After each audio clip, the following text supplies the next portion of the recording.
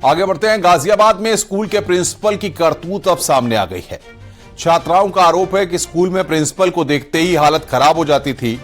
छात्राओं ने प्रिंसिपल के खिलाफ कई संगीन आरोप लगाए हैं।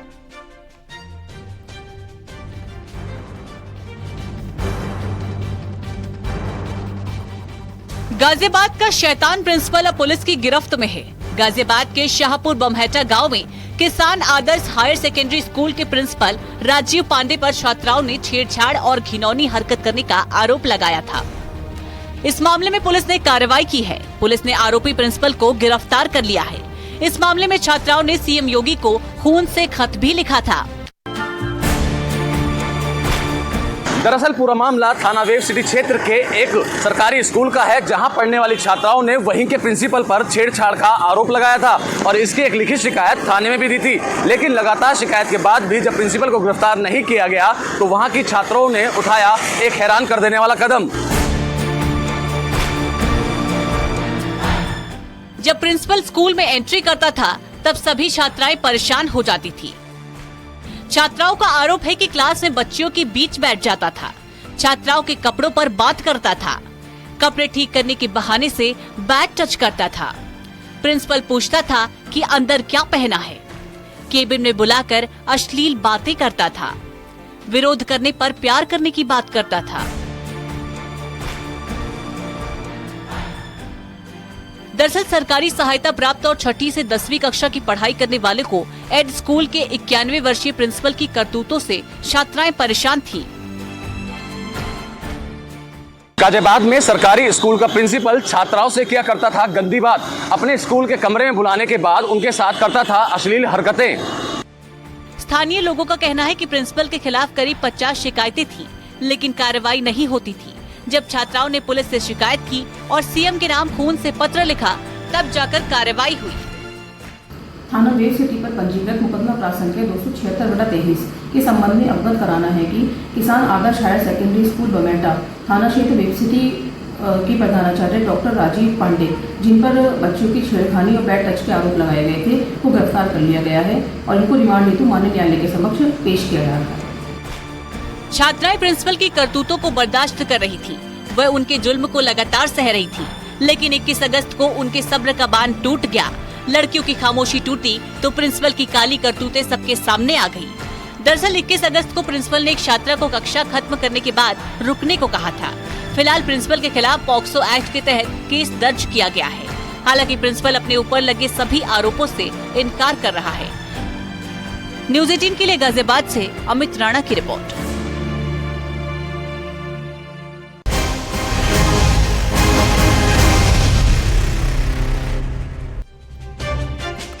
इधर ताजनगरी आगरा में सनसनीखेज मामला सामने आया। पति ने अपनी ही पत्नी की हत्या कर फरार हो गया, लेकिन 2 दिन के बाद पति अलीगढ़ से वापस आया और खुद ही थाने पर पहुंचकर अपना जुल्म कबूल कर लिया। अब पुलिस आरोपी पति के खिलाफ कानूनी कार्रवाई कर रही है।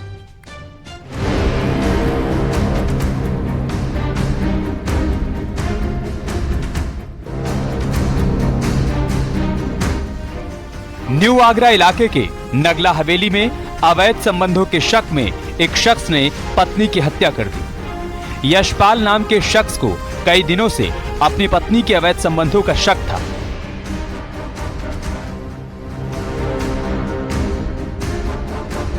आरोपी के मुताबिक उसने कई बार अपनी पत्नी को समझाया, लेकिन वो नहीं मानी।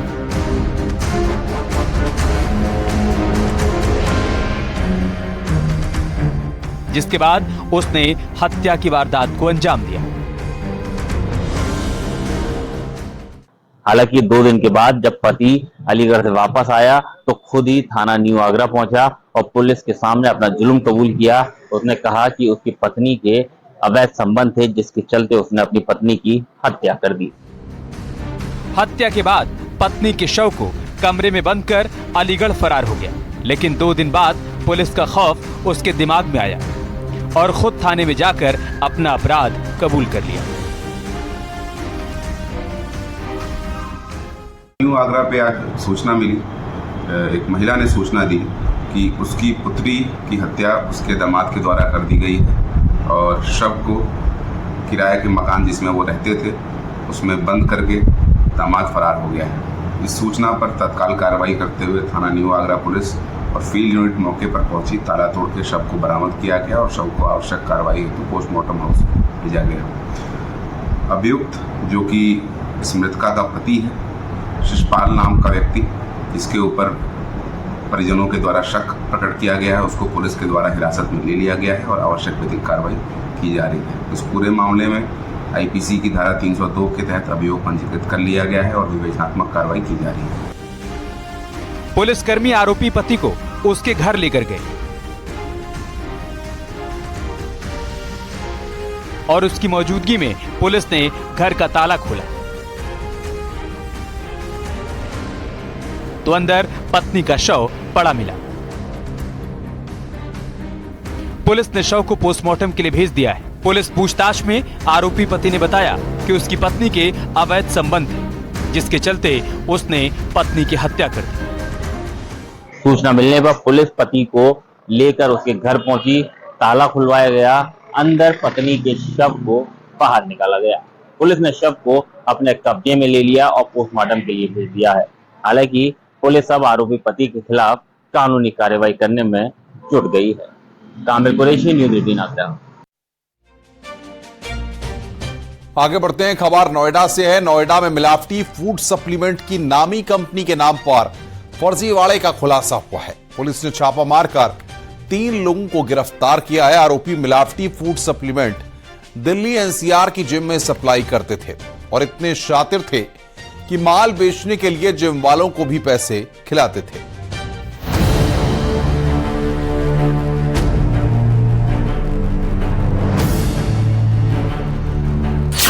नामी कंपनी के नाम, धोखे का धंधा। मिलावटी फूड सप्लीमेंट बनाता था गिरोह। फैक्ट्री से करीब 1 करोड़ का माल बरामद। पुलिस ने 3 आरोपियों को किया गिरफ्तार। नोएडा पुलिस ने नामी कंपनी के नाम पर मिलावटी फूड सप्लीमेंट बनाकर बाजार में बेचने वाले गिरोह का खुलासा किया है। एक सूचना के आधार पर पुलिस ने मंगलवार को सेक्टर 63 के सी ब्लॉक स्थित एक बिल्डिंग में दबिश दी, जहां मिलावटी फूड सप्लीमेंट का खेल चल रहा था। पुलिस ने मौके से 3 आरोपियों को गिरफ्तार कर लिया। अमित गिरोह का सरगना है। तीनों आरोपी झारखंड के रहने वाले हैं। इनके पास से करीब 1 करोड़ की मिलावटी फूड सप्लीमेंट बरामद किया गया है। जो मुख्यतः जिम जाते हैं, जो भी जाते हैं जिम में, लड़के लड़कियां, जिम के आसपास भी आपने ऐसी दुकानें देखी होंगी। उसके अलावा कुछ फूड सप्लीमेंट का एक प्रोडक्ट होता है। तो दावा किया जाता है कि अगर आप जिम जाते हैं, इसका सेवन करते हैं, तो और आपके जो है स्वास्थ्य ठीक होगा, मसल्स ठीक होंगी। उस टाइप का फूड सप्लीमेंट जो बनाया जाता है, उसी के बारे में ये 3 लोग पकड़े गए हैं। अब तीनों मूलतः गिरिडीह झारखंड के निवासी हैं। ये नकली फूड सप्लीमेंट बनाने का काम करते थे। पूरा जो इनका बनाने का मटेरियल है, जो पैकिंग मटेरियल है, प्रोडक्ट है, जो भी इनके इंग्रेडिएंट्स हैं, वो सब मटेरियल मिला है। आरोपियों ने करीब 2 साल तक गुरुग्राम में फूड सप्लीमेंट बनाने वाली एक नामी कंपनी में काम किया था। वहां से काम सीखने के बाद अमित ने खुद फूड सप्लीमेंट बनाकर उसे बाजार में बेचने का धंधा शुरू करने की तैयारी की और तीनों ने योजना के तहत यश नाम के एक युवक से मुलाकात की। इसके बाद किराए का मकान लेकर चारों ने मिलावटी फूड सप्लीमेंट बनाने का काम शुरू कर दिया और मोटा मुनाफा कमाने लगे। मकान के अंदर संचालित फैक्ट्री में बिना लैब परीक्षण और मानक के माल तैयार हो रहा था। इन तीनों लोग, उसमें से एक जो प्रमुख है वो अमित कुमार साव है, दूसरा अजय सिंह है, तीसरा रोशन है। अमित कुमार साव इनमें तीनों में जो है वो मास्टरमाइंड है।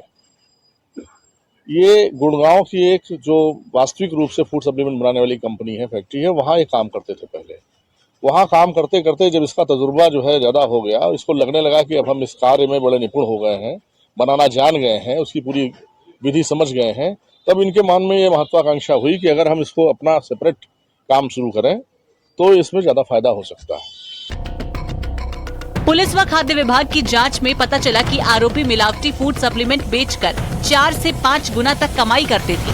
मिलावटी सप्लीमेंट में डिब्बे पर ब्रांडेड कंपनियों का रैपर लगा देते थे।